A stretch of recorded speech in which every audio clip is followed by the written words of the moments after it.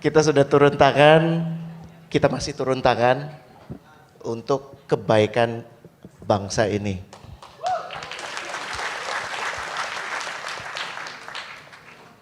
Apa sih yang bikin Mas Anies mutusin memilih Jokowi? Dan Mas Anies tetap memberikan kebebasan buat teman-teman yang sudah pasti akan memilih Mas Anies sebagai relawan Mas Anies untuk tetap netral. Nah, itu kombinasi yang menarik. What's behind that, Mas? Anjing, pertanyaannya oke ya?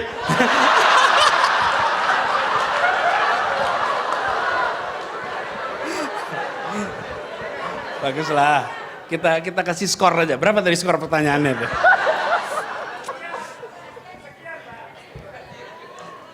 Dua. Jangan dong dua. Gitu.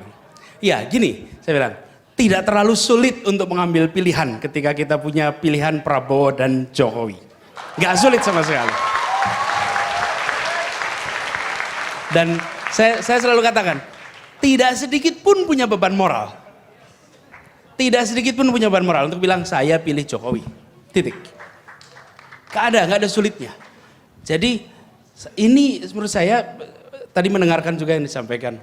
Kita turun tangan sama-sama dan kemarin kita selalu bilang syukuri perkembangan, perbaiki kekurangan dan siap turun tangan. Kebanyakan dari kita ada masalah, kita semua ini termasuk saya mendiskusikannya, mengharapkan ada perubahan dan sambil berasumsi ada orang lain yang berbuat. Ada orang lain yang berbuat. Kalau nggak ada orang lain yang berbuat, kita terus memproduksi keluhan. Itu namanya urun angan. Republik nggak berubah dengan urun angan. Kita harus turun tangan. Nggak mungkin berubah. Jadi ketika kita lihat politik di Indonesia, banyak sekali masalah. Dan hampir yang kira-kira normal-normal, pegang hati gitu ya, mau hati-hati juga, rasanya jarang mau masuk ke wilayah politik. Di kampus ya, Mas Bimar, di kampus ini sama seperti Nucha tadi cerita. Saya tanya mahasiswa, nanti selesai kuliah mau kemana? Rencananya bisnis, Pak. Nggak berminat ke politik, wajahnya itu berubah. Melihat rektornya kayak you are so wrong. Jadi kok bisa rektornya tanya kok nggak ke politik gitu. Terus saya bilang, kenapa bisnis? Kenapa nggak mau politik? Politik itu kotor, Pak. Jadi saya jawab balik, kalau bisnis bersih ya.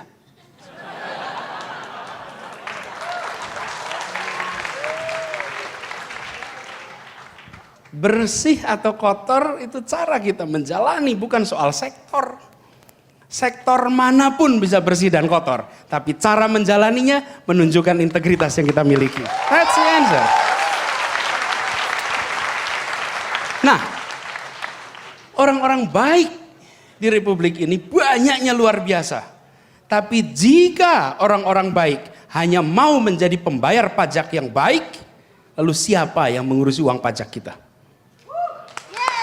That's a simple questions. Siapa? Semua yang berada di ruang ini. Jika Anda tadi siang kerja, maka Anda bayar pajak rutin.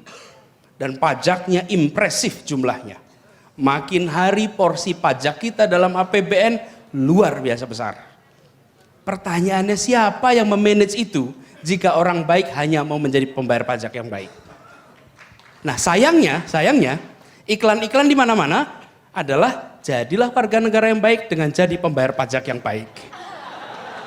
Tidak ada iklan yang bilang jadilah pengelola pajak yang baik. Nah kita semua harus mulai memikirkan ulang ini. Sebagian dari kita harus ambil putusan, bukan saja menjadi pembayar pajak, tapi pengelola uang pajak kita semua. Harus. Karena kalau kita tidak, nah orang-orang yang baik-baik ini, ketika mereka memilih masuk politik, biasanya menghadapi masalah. Misalnya nih, dosen baik-baik, pengajar baik-baik, berintegritas misalnya nih. Terus namanya muncul caleg. Sekampus mendiskusikan, sakit apa dia itu sampai mau jadi caleg? Ada apa yang terjadi sampai mau jadi caleg? Ini mindset kita. Kita cenderung jika orang tak bermasalah masuk politik dipermasalahkan. Tapi jika orang yang bermasalah masuk politik justru tidak kita permasalahkan. Itu yang kita masalahkan. Jadi kalau ada orang yang bermasalah masuk politik ya sudah harusnya gitu kan. Karena kita diemin. Tapi kalau ada orang yang tak bermasalah justru kita tahan. That will never change our politics. That could never change. Karena itu kita justru harus mendorong untuk masuk politik. Harus dorong. Tidak semua orang harus masuk politik, tidak. Tapi kalau ada, bantu. Kalau ada, terlibat. Kenapa? Kalau ada orang baik memilih mau ikut tanggung jawab, mau ikut ngurusin ini semua, dia akan kalah, pasti. Jika orang baik lainnya memilih diam dan mendiamkan, pasti. Jadi, ketika ada orang baik menyatakan saya siap mau ikut tanggung jawab, bantuin. Dukung dia, karena the only way he will lose is all of us standing by and watching. Dan banyak dari kita yang kalau itu kita amatin, kita saksikan sebagai subjek percobaan. Kita doakan menang. Kalau kalah tuh kan bener jangan masuk. Banyak dari kita yang menyaksikan, no, karena itu harus terlibat. Jadi saya melihat di Indonesia sekarang tumbuh luar biasa. Generasi kita, semua yang berruang ini adalah hampir semua have benefited so much from the Republic. Let's pay back. Yuk kita bayar balik yuk. Dan bayar baliknya dengan cara apa? Dengan cara kita menentukan arah Indonesia, dan kalau ada orang baik di sana jangan diam. Nah hari ini jelas-jelas ada orang baik. Namanya Jokowi. Udah jelas ada orang baik. Saya dari dulu, kebetulan saya kenal Pak Jokowi panjang. Saya kenal Pak Jokowi ketika beliau masih wali kota periode pertama. Dan ketika bertemu pertama kali, I wasn't really sure that he was a mayor. Ya, Pak Jokowi mungkin gak ingat. Pernikahan keluarga, kebetulan keluarga saya di Solo, dan Pak Wali Kotanya datang, jadi diberitahu, Anies tolong sambut Pak Wali Kota datang. Jadi ke depan kan, mana wali kotanya ini gitu. I could not find the wali kota gitu. Sampai kemudian ketemulah Pak Jokowi. Jadi ngobrol, diskusi. Jika selama ini kita menyaksikan kemunculan calon yang mengatasnamakan rakyat, maka kali ini muncul seorang calon yang benar-benar dari rakyat Indonesia. Truly. Biasanya kan bilang saya atas nama rakyat, bukan? Ini betul-betul. Jadi kalau Pak Jokowi berdiri dimanapun saja, bahkan lihat, ya, he is one of us. Jadi ketika dibilang Jokowi adalah kita, it is so true. Saya lihat itu sendiri ketika kenal pertama kali Pak Jokowi dulu. Sesudah itu banyak interaksi. This guy is very interesting. Dia merupakan satu antitesa atas apa yang terjadi selama ini. Dia menawarkan kebaruan. Saya dari dulu ketika ngobrol di turun tangan juga bilang, kita yang harus tawarkan bukan kemudahan. Karena bukan urusan umur ini. Tua muda itu bukan masalah hitungan tahun. Hitungan tahunnya boleh tinggi. Kalau yang dipikirkannya tetap masa depan, maka dia sebenarnya masih muda. Nah ini Mas Wimar di sini nih. Kalau hitungan tahun sama Mbak Wina ini kira-kira ya beda 2-3 tahun lah gitu ya kira-kira. Tapi selama yang dipikirkan masa depan, maka he's still young. Sebaliknya, kalau ada orang yang usianya amat hitungan tahunnya kecil, tapi yang diceritakan, yang dibicarakan masa lalu, he's so old.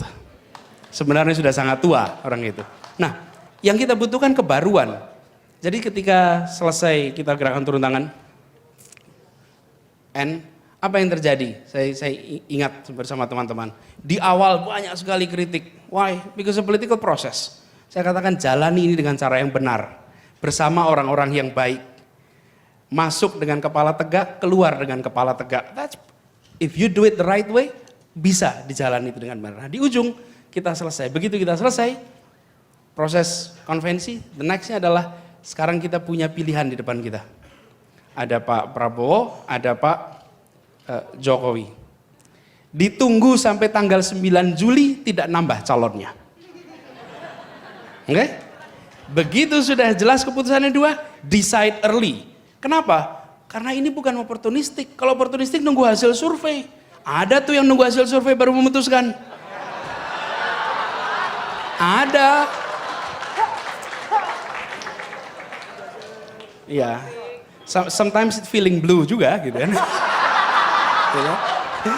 Jadi, tapi ada. Nah buat saya bukan itu. Saya melihatnya adalah begitu jelas seperti ini, maka saya lihat sederhana. Saya sempat sampaikan dalam diskusi kemarin di Metro. Apa tantangan Indonesia? Kita sudah 15 tahun reformasi lebih, 15 tahun lebih reform. Sesudah 15 tahun ini terlalu banyak hal-hal yang mandek.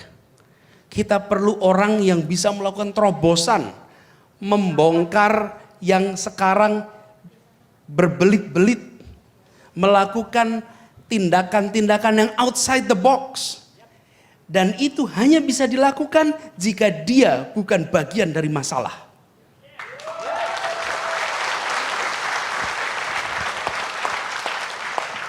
Kalau dia bagian dari masalah, there is no way he will fix it. Kita sudah melihat selama berapa tahun ini. Jika bagian dari masalah nggak mungkin. Karena itu jangan cari orang yang bagian dari masalah. Nah, di sini maka terlihat Pak Jokowi is a clear choice. Dia datang membawa kebaruan. Ada muncul pertanyaan, wakilnya orang lama.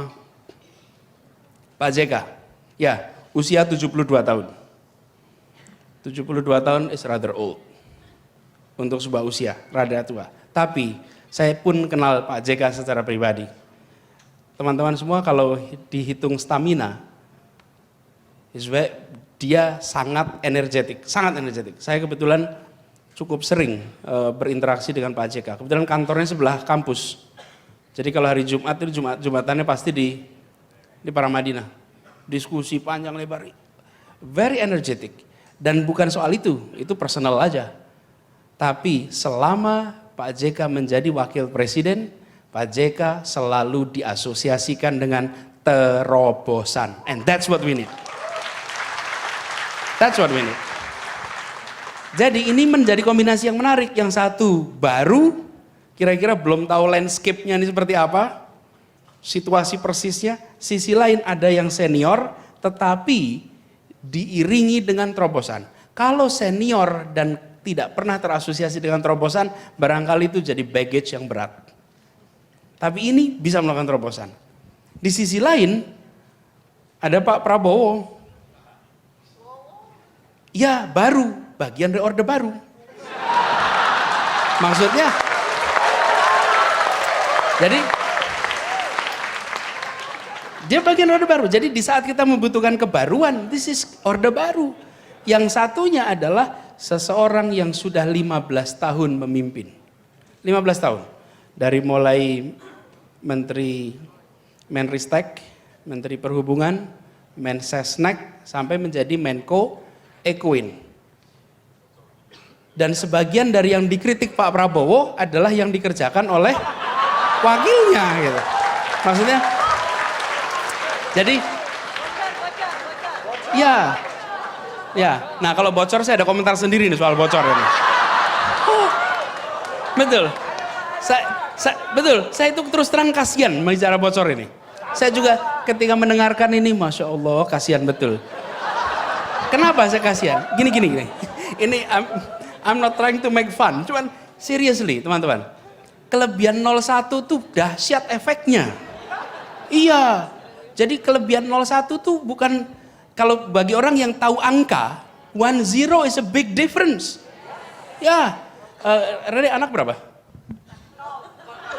Yang ketahuan 3 Pak. 3. Coba anaknya Rene 3, tambahin 01 ya. Jadi 30. That's a big responsibility. Angka 3 dikasih 01, huge. Jadi dari 700 jadi 7.000, that's a big difference.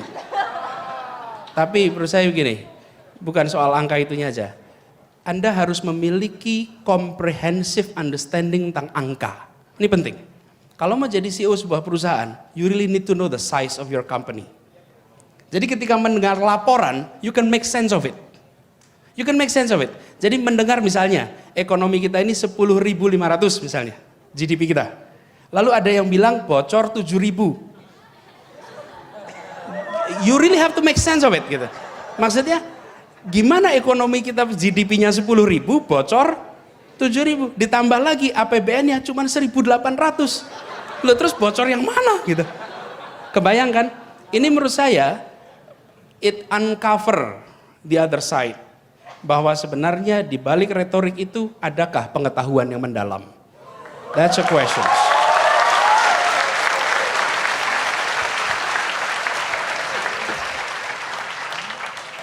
Jadi this is a questions ya, it's a questions. Mudah-mudahan dijawab nanti. Tapi kembali ke tadi, jadi saya melihat yang satu menawarkan kebaruan, yang satu justru bagian dari yang lama. Nah di saat kita mau melakukan perubahan untuk Indonesia, 5 tahun ke depan ada 5 tahun yang mendasar buat Indonesia. Sangat mendasar. Bukan hanya karena ini first term. Teman-teman, mulai tahun depan kita masuk di ASEAN Economic Community. We are part of that community. Transisi 5 tahun ini menentukan. Dan kekuatan untuk kita bisa berhadapan dengan ASEAN bukan di Deplu, bukan Departemen Perdagangan, tapi di kekuatan manusia Indonesia di dalam negeri. That's the answer. Nah, di sini kemudian saya melihat perbedaan yang lebih jauh lagi. Pak Jokowi selalu mengatakan manusia Indonesia jadi kunci, bukan? Saya juga kebetulan I'm promoting that so much. Dan saya selalu mengatakan selama ini juga dengan teman-teman turun tangan, yang kita bawa bukan cita-cita. Bukan cita-cita meraih sesuatu. Yang kita bawa adalah misi. Dan misi itu adalah untuk di-deliver. That's a mission. Dan kalau kita tidak mendapatkan amanat untuk deliver, maka misi itu bisa dititipkan pada orang lain untuk menjalankannya. That's mission. Kalau cita-cita Anda nggak bisa titipkan cita-cita. Cita-cita harus Anda raih sendiri untuk Anda.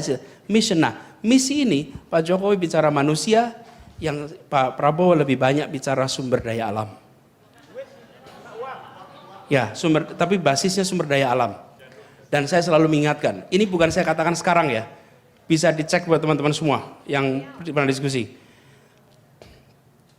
Kalau kita berbicara dengan retorik yang nasionalistik, tapi yang dibicarakan hanya sumber daya alam, maka sebenarnya kita meneruskan tradisi berpikir kaum kolonial.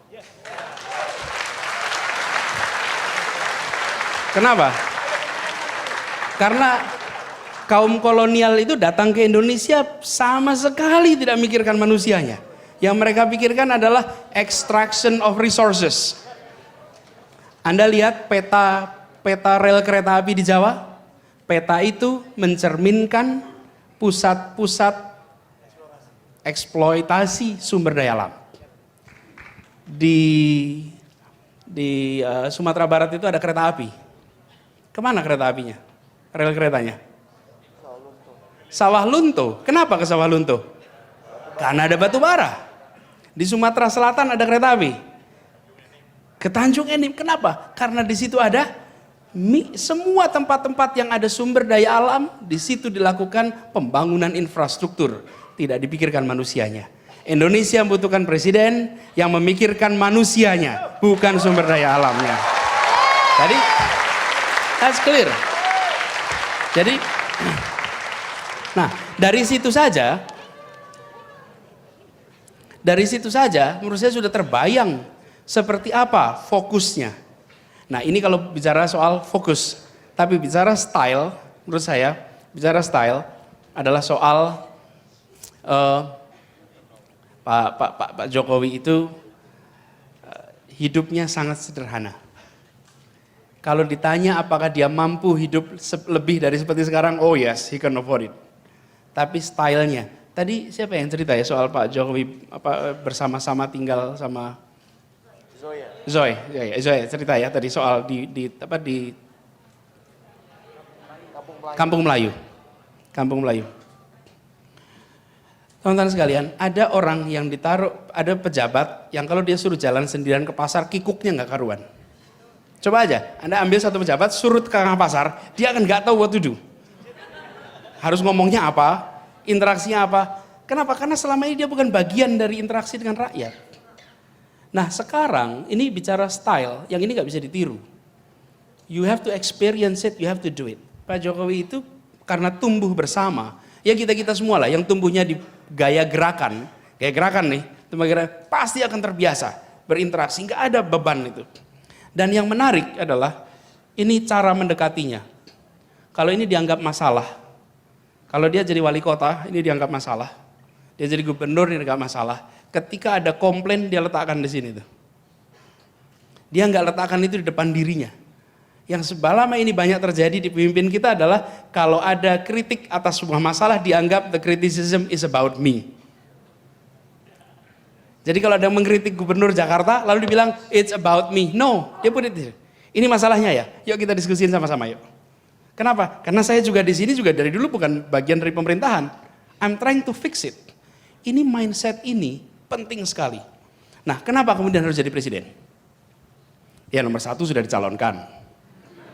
Udah jelas, sudah dicalonkan ya let's make it presiden. Oke?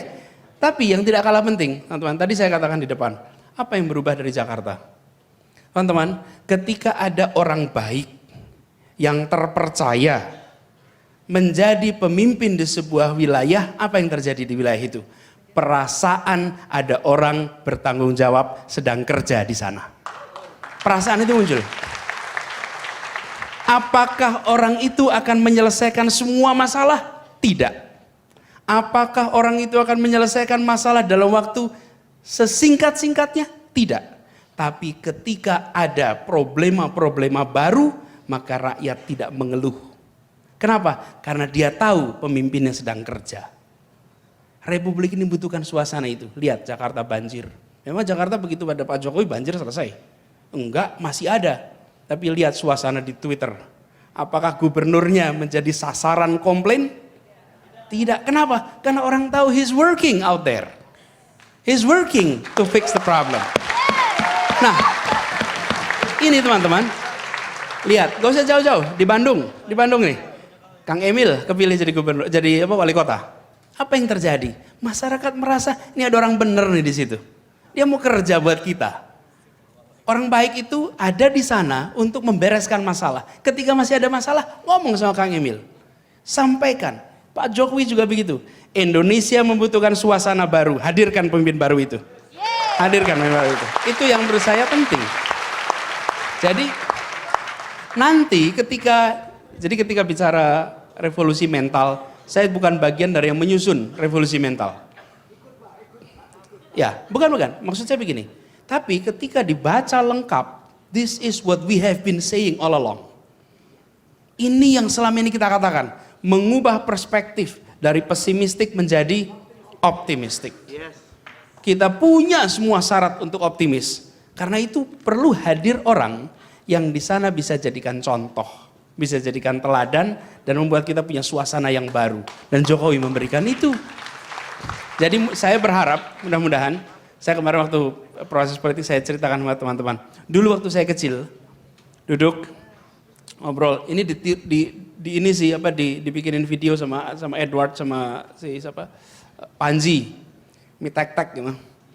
Mitek-tek. Jadi saya itu cerita waktu masih kecil, saya sering duduk, orang tua saya memberikan buku-buku biografi bercerita tentang tokoh-tokoh Indonesia. Yang diberikan namanya siapa? Syahrir, Hatta, Natsir, Soekarno dan lain-lain. Setelah dibaca gitu, kemudian hari saya pikir-pikir, mereka tuh apa sih profesinya? Coba kalau ditanya hari ini, profesi mereka apa coba? Politisi. Tapi orang tua menjadikan mereka teladan di rumah-rumahnya. Hari ini coba, lihat TV, debat, ada nggak orang tua yang bilang, nak, tiru ya mereka ya? Ada nggak sekarang? It's a problem. Karena itu, hadirkan yang terbaik, hadirkan orang bersih di puncak, biarkan dia menular, memunculkan ribuan, ratusan, jutaan orang Indonesia. Itu. Thank you.